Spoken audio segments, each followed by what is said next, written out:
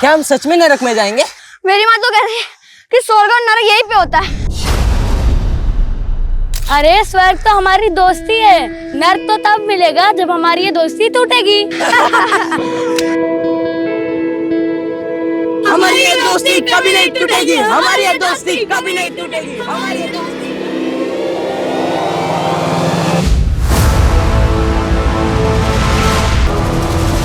दोस्ती नहीं बची तो अब दोस्त भी नहीं बचेंगे। जयंत और गुरु को अगर मुझसे कोई बचा सकता है तो वो है सिर्फ उनकी मौत।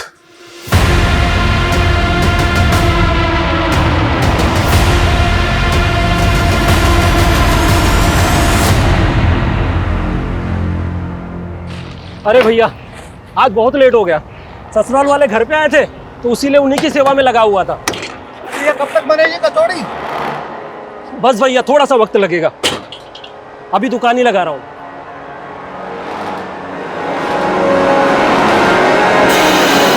किसी गैस सिलेंडर के फटने से हुआ है, लेकिन अब सामने आ रहा है कि ये धमाके के पीछे किसी आतंकवादी संगठन का हाथ भी हो सकता है। सरकार ने आश्वस्त किया है कि एटीएस पूरी गंभीरता से इस मामले की जांच करेगी। देखिए, हम जनता से अपील करना चाहते हैं कि वो पैनिक ना हो। हम जल्द से जल्द आरोपियों को पकड़ने की कोशिश करेंगे। राधिका बेटा, ये टीवी क्यों बंद कर दिया? पापा नाना बनने वाले आप, ऐसी खबरें सुन के ना मेरा बच्चा डर रहा है। अच्छा, तो ये टीवी हमारे नाती ने बंद करवाया है? हाँ हाँ, तो समझ जाओ इशारा कि आगे आगे इस घर में हमारे नाती का राज चलने वाला है। बिल्कुल। वैसे नातिन भी तो हो सकती है ना? अरे भाई, राम जाने वो तो है, दोनों का ही वेलकम है यहाँ। अरे हाँ, तुमने दामाद जी से फोन पे बात कर ली ना कि भाई डिलीवरी के वक्त उन्हें फुर्सत मिल जाएगी काम से या नहीं? हाँ पापा, उन्हें तो बेसब्री से इस बच्चे का इंतजार है। वो तो हमें भी है। हाँ? नमस्ते चाचा जी। नमस्ते नमस्ते दीक्षा बेटी। ये लीजिए चाचा जी, आपके लिए स्पेशल करेले की चटनी, आपकी डायबिटीज में बहुत फायदा करेगी। भाभी, आप कितना सोचते हो पापा के लिए। हाँ भाई, कहीं तेरा ससुर बुरा ना मान जाए जो तुम हमारी इतनी सेवा करती रहती हो। मेरे ससुर आपके बचपन के दोस्त है चाचा जी, तो इस लिहाज से मैं आपकी भी तो बहू हुई ना। लेकिन वक्त के साथ बहुत कुछ बदल गया बेटा। तेरा ससुर जयंत तो अब भी मेरे नजदीक है, लेकिन वो भुवन। चिंता मत कीजिए चाचा जी, मेरी भी इच्छा है कि आप तीन लोग फिर से एक साथ हो जाएं, पहले की तरह। अब अच्छा चाचा जी, आपको याद है ना कि कल आप तीनों की जमीन में पानी भराई शुरू करनी और पूजा भी है? हाँ बेटा। इनकी इच्छा थी कि इस बार पूजा राधिका ही करे, लेकिन ये सोच रहे थे कि कहीं इससे भुवन जी और तुम्हारे ससुर जयंत जी को कोई ऐतराज ना हो। अरे चाची जी, इसमें ऐतराज की क्या बात है? आप समझो कि कल पूजा राधिका ही करेगी। तू होती कौन है डिसाइड करने वाली कि पूजा कौन करेगा? बीवी हूँ आपकी और इस घर की बहू भी, और मैंने अरे पापा जी का बस चले तो अपनी सारी जमीन उन्हीं के नाम कर दे। तू आज के बाद वो करेगी जो मैं कहूंगा। सोहम, ज्यादा मर्दानगी मत दिखा। दीक्षा को मैंने अनुमति दी थी राधिका से पूजा कराने की, और राधिका भी मेरी बेटी जैसी है। बस बस बस, गुरु चचा दोस्त है आपके, सिर्फ दोस्त, परिवार नहीं है वो आपके। और ये बहू है आपकी, बेटी नहीं। सारे रिश्तों को उलझा के रखा हुआ है आपने। तूने तो बहुत सुलझा के रखा है ना, बेटा होने का फर्ज अदा कर रखा है ना तूने तो। हाँ तो ठीक है ना, बना लो किसी गैर को अपना बेटा। जब धोखा खाओगे ना तब पछताओगे।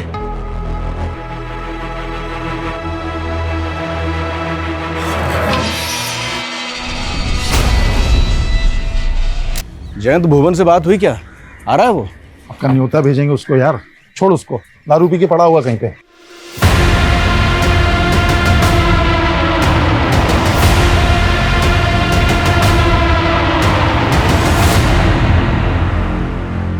अरे उस जमीन को लेकर कितने सपने देखे थे हम दोस्तों ने, लेकिन वो कल तक मरने के लिए तैयार था और आज मिलना भी नहीं चाहता है। यार वो हमारी दोस्ती के काबिल ही नहीं है यार। लेकिन इस जमीन में उसका भी हिस्सा है, जो भी फसल होगी ना उसे भी भिजवा देंगे। अच्छा, मतलब मेहनत हम करें, फल वो खाएगा? पागल हो गया क्या? बचपन के दोस्त हैं हम, वो हमें गैर कर सकता है, लेकिन हम अपनी दोस्ती का फर्ज नहीं भूलेंगे, समझे? ठीक है यार। राधिका, राधिका, तुम फेथ, तुम यहाँ क्या कर रहे हो? हाँ राधिका, तुम इतने दिन बाद आई हो और मुझसे मिली भी नहीं। अभी तब तो मेरा पीछा छोड़ दो, मैं शादीशुदा हूँ। तुम और ये बच्चा दोनों मेरे, समझी? वेदी क्या बकवास कर रही हो, तुम जाओ यहाँ से। तुम्हें अपने पति को छोड़ के मेरे पास आना होगा। अगर तुम मेरी नहीं हुई ना तो मैं किसी की रहने भी नहीं दूंगा। देखो मुझे धमकी मत दो वरना मैं। वरना क्या? सिर्फ आधा घंटा दे रहा हूँ तुम्हें, बैग पैक कर और भाग चल मेरे साथ।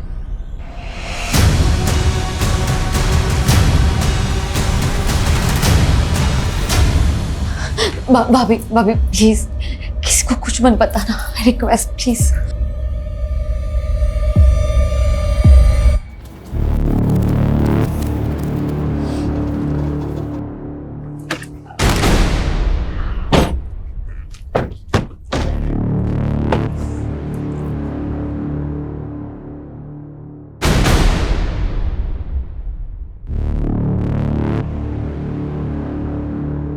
आओ राधिका बेटा, करो शुभारंभ। जा बेटा।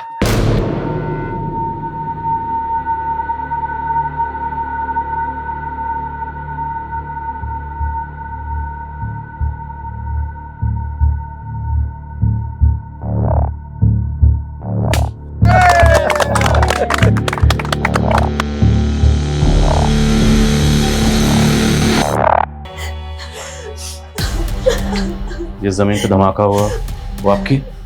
जी हाँ सर। बताएंगे धमाका कैसे हुआ? सर जब धमाका हुआ तब मैं वहां नहीं था। लेकिन डॉक्टर साहब, मेरे पति कैसे हैं? आई एम सॉरी, उनकी डेथ हो गई।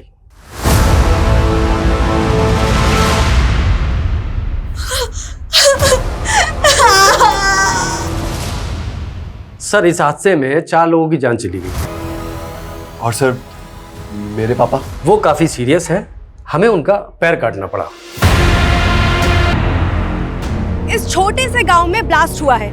इस ब्लास्ट में 4 लोगों की मौत और एक व्यक्ति गंभीर रूप से घायल है। धमाके की वजह अब तक पता नहीं चल पाई है। सर आप इस बारे में क्या कहना चाहते हैं? मैम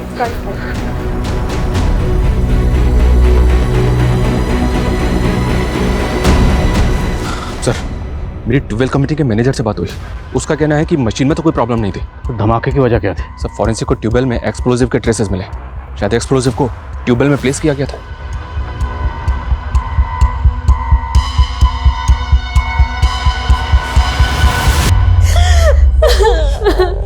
हम तीनों मिलके ना एक बड़ी सी जमीन खरीद लेंगे और उस पे हम खेती करेंगे और हम तीनों भाइयों की तरह हमेशा एक साथ रहेंगे। भाइयों, सालों का सपना पूरा हो गया।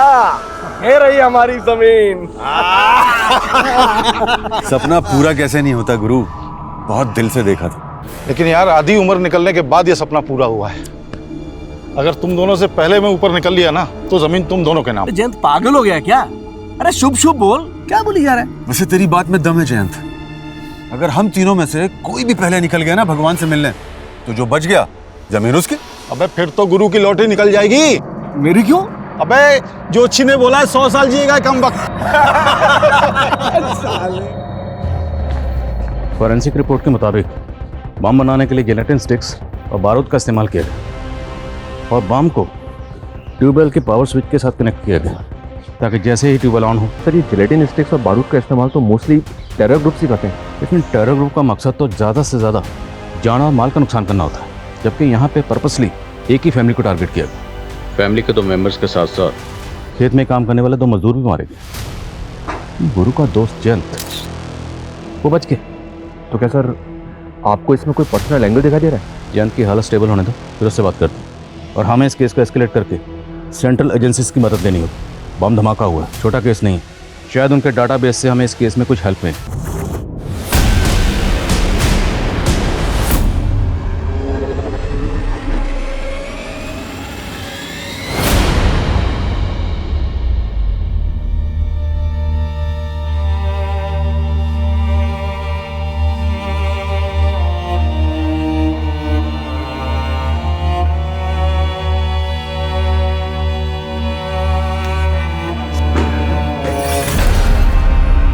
ये सब कैसे हो गया? मुझे मेरी बीवी और मेरा होने वाला बच्चा वापस चाहिए। अरे आपके भरोसे छोड़ के गया था मैं उसको, आपने उसका इतना भी ख्याल नहीं रखा। अरे उसके बिना मैं कैसे जीऊंगा अभी?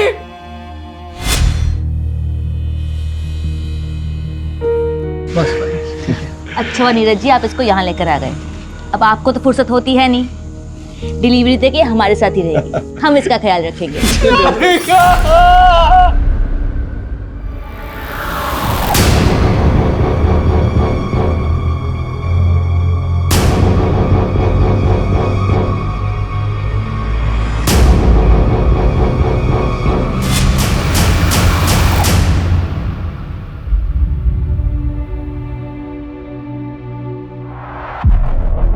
अच्छा, आजकल अपने बाप का हालचाल लेना भी छोड़ दिया। मुझे जिंदा देख के खुश नहीं है ना तू? क्या मतलब है आपका? तू उस दिन था कहाँ जिस दिन ये धमाका हुआ? आप तो मुझे खुद की खुशी में शामिल करके खुश नहीं थे ना। खुशी तो मातम में तब्दील हो गई। मेरा दोस्त चला गया, उसकी बेटी चली गई। उनके बुरे कर्म, नहीं बच पाए वो, लेकिन आपने जरूर कुछ अच्छे कर्म किए होंगे जो आपकी जान बच गई। और मुझे कोस के ना आपका ये पैर वापस नहीं आने वाला, समझे?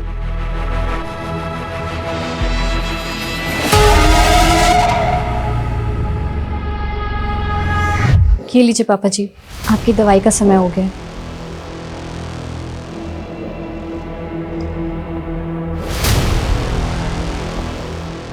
तुझे क्या लगता है सबके पीछे मेरा बेटा? नहीं नहीं पापा जी, ऐसा मत सोचिए आप। अब इससे और चौकन्ना रहना होगा। Please have a seat. इस गांव में जैसा ब्लास्ट हुआ है, 1 महीने पहले मुरादाबाद सिटी में हुआ ब्लास्ट भी बिल्कुल ऐसा ही था। यहाँ ट्यूबवेल में जिलेटिन स्टिक्स और एक्सप्लोसिव का इस्तेमाल किया गया और वहां पर उन्हें एक स्टोव में प्लांट किया गया था। नजरपुर मुरादाबाद से महज 20 किलोमीटर दूर है, तो इन दोनों ब्लास्ट का आपस में क्या कनेक्शन हो सकता है? और उस ब्लास्ट में तो किसी टेरर ग्रुप के इन्वॉल्व होने की अटकलें थी। लेकिन अभी तक किसी टेरर ग्रुप का लिंक नहीं मिला है इसके पीछे। और वो जो बॉम्ब था, होममेड बॉम्ब था। Homemade bomb? यस, एकदम देसी तरीके से बनाया गया। तो क्या ये मुमकिन है कि ये दोनों बॉम्ब बनाने वाला शख्स कोई एक ही हो? हमारे इन्फॉर्मर्स की टिप पर हमने ऐसे कई ठिकानों पर रेड मारी जो एंटी सोशल ग्रुप द्वारा ऑपरेट किए जा रहे थे, लेकिन कोई ब्रेक थ्रू नहीं मिला। हमारे लिए सबसे बड़ा सवाल ये है कि ये जिलेटिन स्टिक्स और डिटोनेटर उस अननोन बॉम्ब मेकर तक पहुंच कैसे रहा था। जिलेटिन स्टिक्स मोस्टली माइंस में ब्लास्ट के लिए इस्तेमाल होती हैं, तो हो सकता है वहां से किसी ने। लेकिन इंटेलिजेंस तो माइंस ब्लास्टिंग के ठेके लेने वाली हर कंपनी पर कड़ी नजर रखती है। उन्हें जो जिलेटिन स्टॉक्स अलॉट होता है, वहां से तो एक भी बॉक्स का इधर उधर होना इम्पॉसिबल है। हमने पर्सनल लेवल पर भी इस केस को इन्वेस्टिगेट किया, सारे इंजर्ड और डेड लोगों से कनेक्टेड लोगों के बैकग्राउंड्स चेक किए, लेकिन कहीं से कोई क्लू नहीं मिला। हमारे विक्टिम की फैमिली में ऐसा कोई लगता नहीं जो इस तरह का बम बना सकता है। But you have to investigate it. मुझे लगता है अब हमें इस केस को फ्रेश पर्सपेक्टिव से देखना होगा। We have to take personal angle. हमें देखना होगा कि हमारे विक्टिम की फैमिली से जुड़ा वो कौन शख्स है जो इस तरह का होममेड बम बनाकर ये धमाके कर रहा है।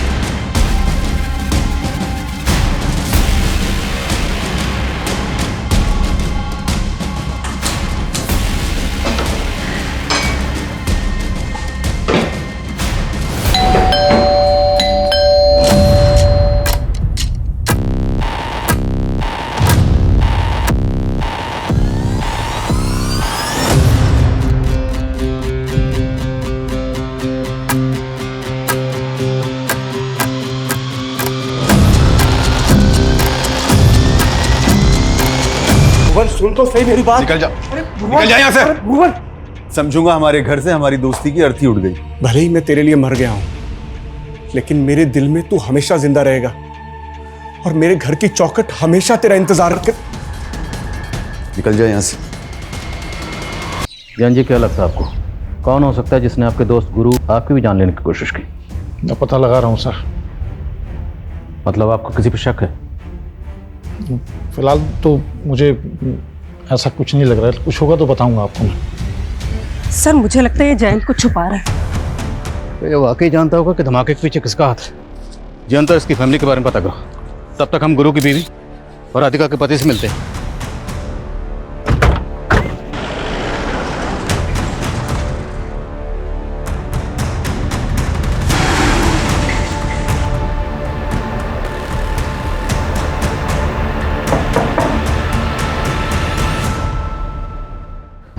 आपको किसी पे शक कोई ऐसा है जो आपकी बेटी राधिका और आपके पति गुरु को इस तरह मरवा सकता है? मुझे तो कुछ समझ में नहीं आ रहा है। राधिका तो यहाँ रहती भी नहीं थी, वो तो बस डिलीवरी के लिए मायके आई थी। जी, आपको किसी पे शक? एक्सक्यूज मी सर, मैं आपको कुछ बताना चाहती हूँ। तुम्हें अपने पति को छोड़ के मेरे पास आना होगा। अगर तुम मेरी नहीं हुई ना तो मैं किसी की रहने भी नहीं दूंगा। दीक्षा भाभी आप क्या बोल रही हो? सॉरी नीरज जी, लेकिन यही सच है। सर वो वेद राधिका को अपने साथ भागने के लिए बोल रहा था, और सर मैंने ये सब इसलिए पहले नहीं बताया क्योंकि मैं नहीं चाहती कि राधिका के चरित्र में कोई लांछन लगे। वेद है कौन? सर शादी से पहले राधिका और वेद एक दूसरे से प्यार करते थे। पापा मुझे कुछ नहीं समझना है, मैं वेद से प्यार करती हूँ और उसी से शादी करूंगी। वो जाहिल गवार इस घर का नौकर बनने के लायक नहीं है, और तुम उसे घर का दामाद बनाना चाहती हो। पापा भले उसे अपना दामाद ना बनाओ, लेकिन मैं उसे अपना पति मान चुकी हूँ। राधिका, राधिका मैं तेरे हाथ जोड़ता हूँ, मेरी बात मान जा बेटा। इसके बाद राधिका वेद को भूल गई थी। नीरज जी, आपकी और राधिका की शादी को कितना वक्त हुआ? 7-8 महीने सर। तो इन 7-8 महीनों में राधिका ने कभी अपने पास के बारे में आपको कुछ नहीं बताया? नहीं सर। ये वेद रहता कहाँ? सर मैंने कुछ नहीं किया सर मैंने कुछ नहीं किया सर मोटर मैकेनिक हूँ सर, घर से सारा काम संभालता हूँ। और आपको सर मैं बॉम्ब बनाने वाला दिख रहा हूँ। कोई मिला नहीं तो आप मुझे फंसा दोगे। फंसाएंगे नहीं, साबित करेंगे। अगर सच नहीं बोलेगा ना तो ऐसे ही धोएंगे तुझे। मैं सच बोल रहा हूँ सर, मैंने कुछ नहीं किया है। मैं सर राधिका से प्यार करता था, और राधिका भी मुझसे शादी करना चाहती थी, लेकिन सर उसके बाप ने। लेकिन उसके बाप ने क्या? उसके बाप और राधिका दोनों को? नहीं सर, राधिका मेरे बच्चे की माँ बनने वाली थी। क्या बोला तुमने? सर राधिका मेरे बच्चे की माँ बनने वाली थी सर। सर फॉरेंसिक को इस वेद के घर से जो सामान मिला है उसमें जेलेटिन या एक्सप्लोजिव के कोई ट्रेसेस नहीं मिले। अब इतना बेवकूफ़ नहीं कि धमाका करने के बाद वो सब सामान अपने घर में रखेगा। मोटर मैकेनिक है तो पूरे चांसेस हैं कि ट्यूबवेल में वो बॉम्ब इसने प्लांट किया होगा। पर ये वेद तो बोल रहा है कि राधिका के पेट में इसी का बच्चा था। अब ये तो पैटर्निटी टेस्ट से ही क्लियर होगा। और सवाल ये है कि राधिका के हस्बैंड को वाकई राधिका के पास्ट के बारे में कुछ भी नहीं पता था। आप पापा बनने वाले हो? सच? सच। वो न्यू कंसाइनमेंट आ गया है। चलो। आप इस रिश्ते का हाथ मुझसे मत छीनिए। आप रख लीजिए पैसे, रख लीजिए। इन पैसों से मेरा दुख कम नहीं होगा। मैं जानता हूँ पैसों से सिर्फ घर की जरूरतें पूरी हो सकती हैं, पति की कमी तो दूर नहीं होगी। लेकिन आपको कभी भी किसी चीज़ की जरूरत हो तो आप बोलना, झिझकना मत। सर एक बात जयंत ने भी हमसे छिपाई और गुरु की बीवी ने भी हमको नहीं बताई। कौन सी बात? हम सिर्फ जयंत और गुरु को इस जमीन का हिस्सेदार समझ रहे थे, जबकि इस जमीन का एक तीसरा हिस्सेदार भी है। जयंत और गुरु का दोस्त भुवन। ये तीनों हर साल इस जमीन पे पहली पानी भराई और पूजा करते थे, लेकिन इस साल इस अवसर पे भुवन शामिल नहीं हुआ था। क्यों? जयंत और गुरु का भुवन से झगड़ा चल रहा था। मजदूरों का कहना है कि इन तीनों की दोस्ती टूट चुकी थी। तो क्या गहरी दोस्ती गहरी दुश्मनी में बदल गई? इतनी गहरी कि दोस्त ने दोस्त की जान ले ली। हो सकता है सर। वो कहते ना, इस सारे संसार में फसाद की जड़ सिर्फ ये 3 चीजें हैं, जड़, जोरू और जमीन। अगर हम तीनों में से कोई भी पहले निकल गया ना भगवान से मिलने, तो जो बच गया जमीन उसकी। हम आप लोगों से ये जानना चाहते हैं कि पानी भराई और पूजा की परंपरा में अचानक बदलाव क्यों और कैसे किया गया? क्योंकि पूजा तो आप तीनों दोस्त हर साल तीनों मिलकर ही करते थे। सर इस बार भुवन तो आया नहीं था, तो गुरु चाहता था कि इस बार की पूजा राधिका के हाथों हो। क्या कोई बाहर वाला आदमी जानता था कि पूजा में राधिका शामिल होने वाली? आप ऐसा क्यों पूछ रहे हैं? अगर इस पूजा की परंपरा में बदलाव नहीं किया गया होता तो भुवन की गैरहाजिरी में पूजा में आप और गुरु बैठे, राधिका नहीं। मतलब ये कि टारगेट आप और गुरु दोनों हो सकते हैं। अब ये बताइए वो कौन हो सकता है जो दोनों जमीन मालिकों को मारना चाहता था? भुवन पे तो शक नहीं है आपको? तो आप बताइए, अगर भुवन ऐसा कर सकता है तो ऐसा क्यों करेगा? क्योंकि सर हमारी सालों की दोस्ती एक बहुत बुरे मोड़ पे आके टूटी थी। जैन, अरे भुवन को तुझसे कुछ बात करनी है। अरे तो तू बिचौलिया क्यों बन रहा है? वो बोलेगा ना। यार हमारी दोस्ती क्या रिश्तेदारी में नहीं बदल सकती। मैं चाहता हूँ यार सोहम और मीनाक्षी की शादी हो जाए। अरे यार तूने मेरे मन की बात छीन ली यार। और सोहम और मीनाक्षी तो बचपन के दोस्त हैं। ये हुई ना बात। जयंत, तुझे मालूम है ना, मीनाक्षी थोड़ा हकलाती भी है। अरे नहीं बेटा, तो हमारी बहू नहीं हो, बेटी हो। खुश रहो। हाँ जयंत, सोहम और मीनाक्षी की जोड़ी बहुत अच्छी लगेगी। बेटा। नमस्ते बेटा। मीनाक्षी से मिलो। हाय सोहम। हाय मीनाक्षी। ये क्या बदतमीजी है सोहम? तुझे पता है हम यहाँ किस लिए इकट्ठा हुए हैं आज? हाँ पता है मुझे। आप लोग यही चाहते हो ना कि मैं शादी कर लूं? ठीक है। दीक्षा,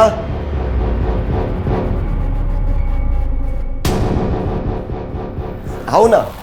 और ये है दीक्षा, और ये सिर्फ मेरी गर्लफ्रेंड नहीं है, बल्कि हम लोगों ने कोर्ट मैरिज कर लिया। So now she is my wife. और हाँ, एक बात और, ये मीनाक्षी की तरह हथलाती भी नहीं है। हाँ। बदतमीज। सॉरी मीनाक्षी। सोहम ने हमेशा मेरा सिर झुकवाया सर। तो आपकी अपने बेटे से भी नहीं बनती थी? क्या बताऊं सर, एक गलतफहमी उसके मन में घर करके बैठी थी। कैसी गलतफहमी? सर मेरी बीवी डिप्रेशन में रहती थी, इसलिए उसने ऐसा सब कुछ किया। लेकिन सोहम को लगता था कि उसने मेरी वजह से सुसाइड कर लिया। गुरु से क्या प्रॉब्लम थी भवन का? सर यही कि उसने रिश्ता करने के लिए बोला था। फिर तो सोहम की सजा जयंत को क्यों दे रहा है? तूने देखा ना सोहम ने किस तरह मजाक उड़ाया मेरी बेटी का। और मीनाक्षी उसे बचपन से चाहती थी, और तू कहीं और देखेंगे। क्या कर सकते हैं आप? उसने शादी कर ली है। और फिर मीनाक्षी बेटा, आना इधर। बेटा सुन तो सही, हम कह रहे थे।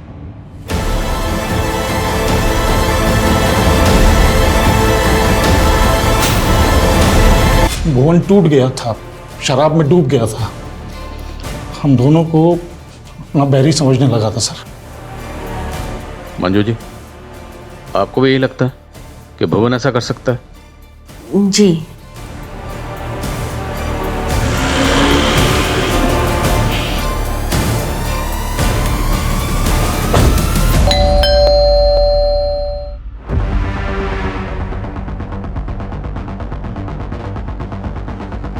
भुवन कहाँ है? हमें शक है कि आपने अपने दोस्त गुरु को बॉम्ब से उड़ाया। वो मेरा दोस्त नहीं था, दुश्मन था। और मेरी बेटी के साथ जो हुआ ना, वो दुश्मन ही कर सकता है, दोस्त नहीं। और मैं इतना घटिया आदमी नहीं हूं कि अपना बदला लेने के लिए मासूम लोगों को बलि पे चढ़वा दूं। कहना क्या चाहते हैं? कहना ये चाह रहा हूं कि जयंत का मन तो अंजू के घर पे ही लगता है सिर्फ। जो भी बात है साफ साफ बोलिए। उसकी एक टांग कट गई तो इसका मतलब ये नहीं है कि वो धमाके नहीं करवा सकता। बहुत शातिर है वो साला। शर्म नहीं आती आपको ऐसे गिरी हुई बात बोलते हुए? बस कर कमीने, इस लड़की को लव मैरिज करके लाया है तू ना, और अब इसके साथ ऐसा व्यवहार कर रहा है। अब इसे फेंक के बाहर दूसरी लेके आऊंगा। बताओ क्या करोगे? आपने भी तो मेरी माँ के मरने के बाद बाहर बहुत मुंह मारे हैं ना। और अब ये गुरु चाचा की बीवी को ले जा रहे हैं। वाह तमीज। गलत किया मैंने जो अपनी जबान बंद रखी।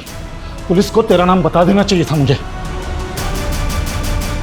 आदिल खान जी, कहां तक पहुंची आपकी जांच? पर्सनल एंगल तो कई सामने आए, लेकिन अभी तक हमारे हाथ में एक भी ऐसा पुख्ता सबूत नहीं लगा जिससे ये लगे कि हमारी सस्पेक्ट लिस्ट में कोई ऐसा है जो इस तरह बम बनाकर ये जुर्म कर सकता है। Okay sir, paternity test report आ गई है। अगर नीरज ये राज जानता था, वो भी अपनी बीवी राधिका को इस बेवफाई की सजा दे सकता है। ये नीरज अपनी बीवी के साथ बरेली में रहता था ना। तुरंत बरेली जाओ, उसके घर में सर्च करो। Okay sir.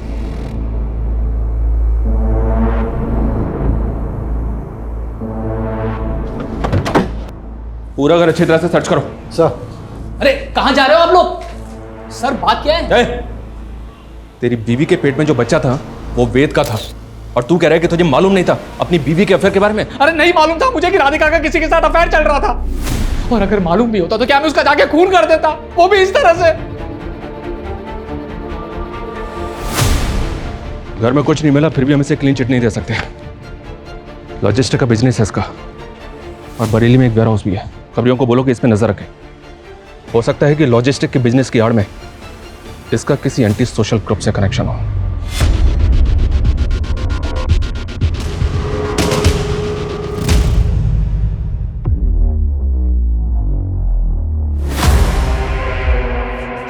पापा जी आपकी चाय। पापा जी इतना कैश लेके आप कहाँ जा रहे हैं? मैंने और गुरु ने मिलके एक ट्रैक्टर लेने का सोचा था। अब गुरु तो रहा नहीं, लेकिन उस ज़मीन पे खेती तो करनी है ना, बस इसलिए ट्रैक्टर खरीदने जा रहा हूँ। पापा जी क्या आपको वाकई लगता है कि वो ब्लास्ट सोहम ने? मैं लेट हो रहा हूँ, चाय नहीं पी पाऊंगा।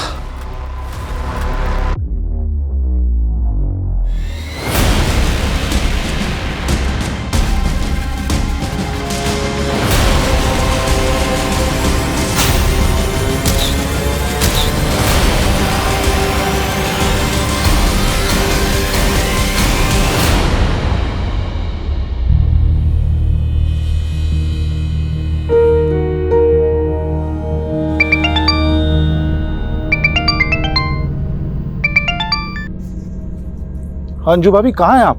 देखिए, मैं वहाँ आके लोगों की नज़र में नहीं आना चाहती। वैसे भी आपका बेटा आपको और मुझे लेकर शक करता है। बेहतर है कि हम ना ही मिले। मैं आपकी दुविधा समझ सकता हूँ।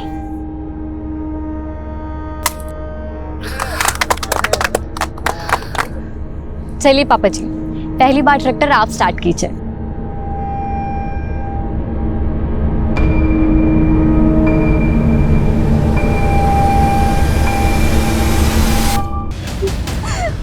सब पापा जी की गलती थी कि उन्होंने तुम्हें बचा। तुमने मार डाला पापा जी को।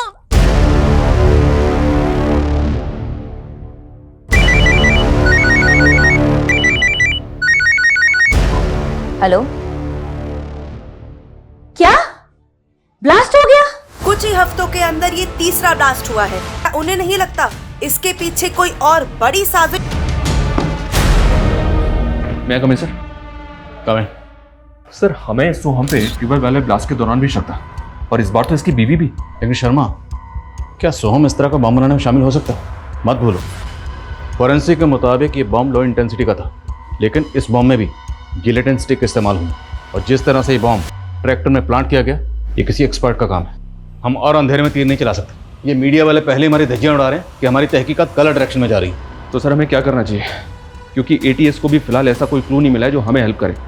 अभी तक हम नज़रपुर में जो ब्लास्ट उन्हीं को इन्वेस्टिगेट कर रहे हैं, पर अब मुझे लग रहा है कि जो मुरादाबाद में ब्लास्ट हुआ उसमें जो एटीएस की इन्वेस्टिगेशन है, हमें उसे भी क्लोजली स्टडी करना चाहिए, क्योंकि हो सकता है उस इन्वेस्टिगेशन में कोई ऐसी बात हो जो एटीएस से मिस हो गई, लेकिन वो बात हमारी नज़र में आ जाए। इतनी बार बताया तुझे कि आने से पहले दरवाजा नॉक कर लिया कर। Sorry sir.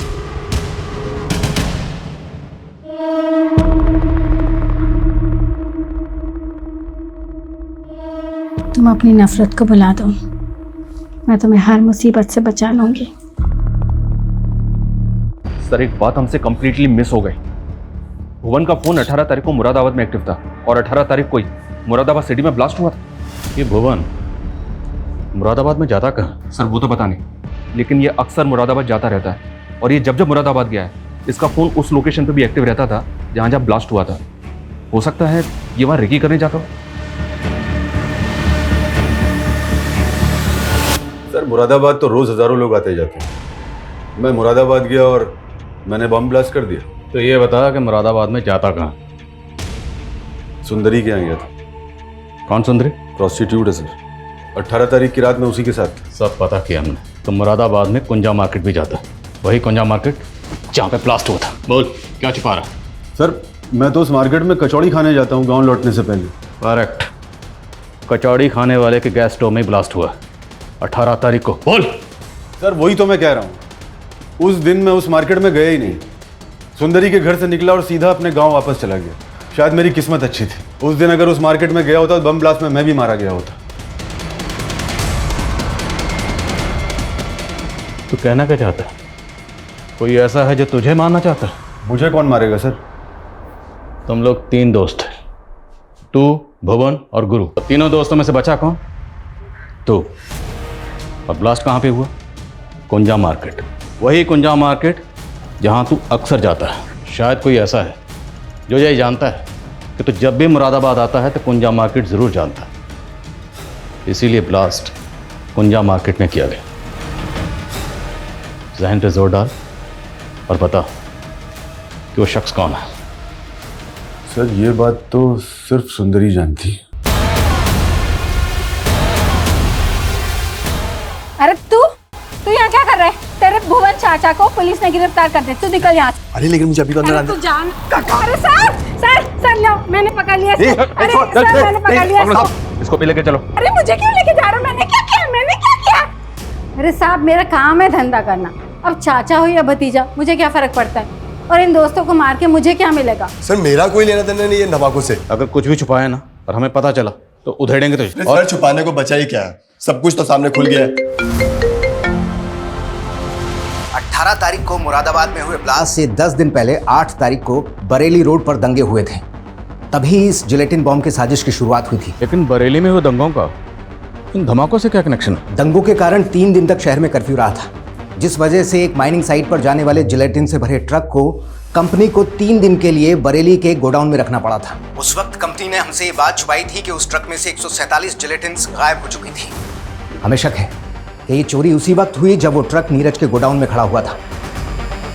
नीरज के गोडाउन पे? माइनिंग कंपनी के हिसाब से वो जिलेटिन स्टिक तेरे गोडाउन से चोरी हुई। सर माइनिंग कंपनी वाले झूठ बोल रहे हैं। मेरा मतलब है कि मेरे गोडाउन से आपको कुछ मिला क्या? आदिल खान जी। शर्मा,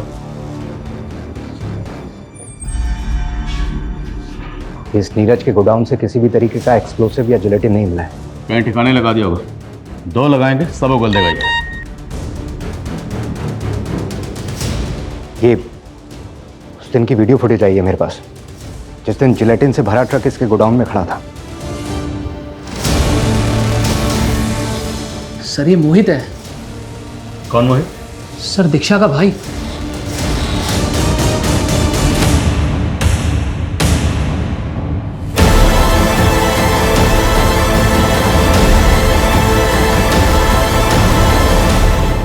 कौन सोच सकता ये मासूम से दिखने वाले भोले वाले चेहरे किसी की जान भी ले सकते हैं। सर वो तीनों इंसान नहीं जानवर थे, जानवर।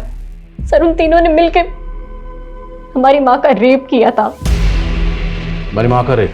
10 साल पहले जब मैं और मोहित बच्चे थे और हमारी माँ एक गेस्ट हाउस में सफाई का काम करती थी। अरे सर आप? पर किसी ने उनकी बातों को सीरियसली नहीं लिया। हमारा बाप टूट चुका था, उसने हमारी माँ के साथ मिलकर हमें जहरीला खाना खिलाया, सुसाइड करने की कोशिश की। लेकिन हमारे पड़ोसी आ गए और हमें हॉस्पिटल ले गए। हम तो बच गए सर, लेकिन हमारे माँ पापा ने उन्हें खो दिया। हमने बचपन में ही ठान लिया था कि एक दिन इन तीनों से जरूर बदला लेंगे। सर हमारे मामा ने हमें पाला, हमने पढ़ लिख के खुद को इस लायक बनाया कि उनकी बराबरी कर सके और सबसे पहले उनके घर में घुस के उन्हें घात लगा सके। इसलिए मैंने सोहम के ऑफिस में जॉब ढूंढ ली और उसे प्यार के जाल में फंसा के उससे शादी कर ली। और ये है दीक्षा, और ये सिर्फ मेरी गर्लफ्रेंड नहीं है बल्कि हम लोगों ने कोर्ट मैरिज कर लिया। So now she is my wife. और अपने भाई मोहित को नीरज के यहाँ नौकरी पर लगवाया। और वो जिलेटिन और बारूद तो 1.5 महीने पहले ही नीरज के गोदाम में आए थे। तो क्या तुम लोगों ने पहले उन्हें बॉम्ब से? हम तो उन तीनों को बहुत पहले ही मार देना चाहते थे, और हम कुछ ऐसा सोच रहे थे जिससे कि हम ना फंसे। फिर हमें जिलेटिन का आइडिया आया, तो हमने सोचा कि क्यों ना इस मर्डर को बॉम्ब ब्लास्ट की शक्ल दे दें।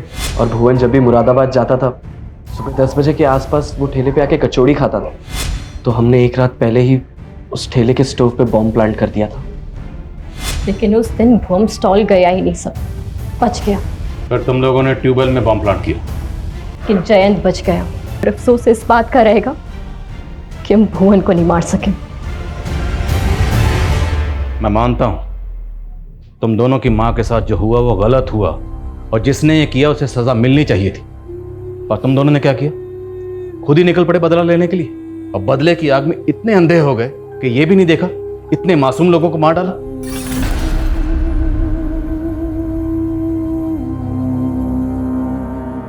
ये कोई भूल नहीं थी, बल्कि बहुत बड़ी गलती हुई थी हमारे पुलिस डिपार्टमेंट से। अगर उन लोगों ने दीक्षा की मां सरिता के रेप केस को सीरियसली लिया होता और उसके गुनहगार भुवन, जयंत और गुरु को पकड़ लिया होता, तो दीक्षा और मोहित ये बदले का खूनी खेल ना खेलते और इतने मासूम लोगों की जान यूं ही ना जाती।